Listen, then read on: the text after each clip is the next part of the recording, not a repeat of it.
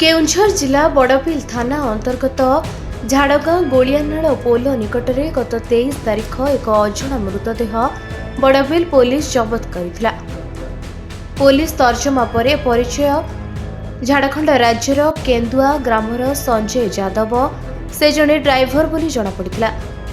Driver शव व्यवस्थित परे पुलिस हत्या करा जायतिबा जଣା पड़िबारु विभिन्न जगार छानबीन करी आज बड़बिल पुलिस 2 जण अभियुक्त एवं हत्यारे व्यवहार करा जायतिबा लुहा रड जबत करी कोर्ट चालाण करिछि।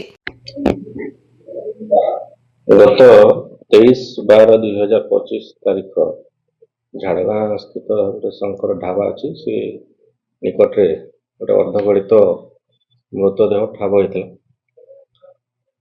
तो ताऊपर आम गोटे अपमृत्यु केस रुजु करिकी तार इनक्वारी करूँ। इनक्वारी से मृतक परिचय जना पड़ा से संजय यादव जड़े driver truck driver. Postmortem report रे गोटे हत्याकांड बोलिकी जना पड़ा। तो गतकाली परिवार लोकंकर अभियोग क्रमे बड़बिल थाना case number 500 dated 29/12/2025 under section 238/103 clause 1 3 clause 5 business गोटे केस रुजु कराई तार तदंत चलती। तदंतर जना पड़ा जे गत 5 नवेम्बर से जो मृतक संजय यादव शंकर महातर जो ढाबा को जाइथिला खाइला परे पैसा देवा को केंद्र करिके तांका भितर बचसा हेछि मारपीट हेछि। तापरे तांको पाखरे जे रहउतला मिथुन मुंडा जहाँ जगह से ढाबा करछि ताको भी से डाकी सी भी 2-4 चापड़ ताको पिटिछि। से मारपीट हेवा समय शंकर महातो गोटे लुहा रडे ताको गोटे असल्ट करछन्ते।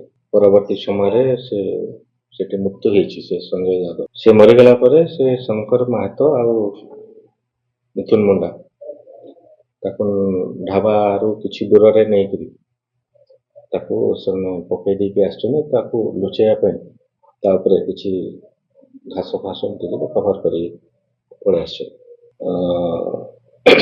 जेहेतु हत्याकांड रे तांकर संपृक्ति जना पड़ला गतकाली तांको आमे अरेस्ट करछु। आउ जो लुहा रोड रे से असल्ट करथि ताको जबत कराइछि। आज आमे तांको कोर्ट चालान करछु। केउंझर जिला प्रतिनिधि दाशरथी गिरी रिपोर्ट निरपेक्ष न्यूज।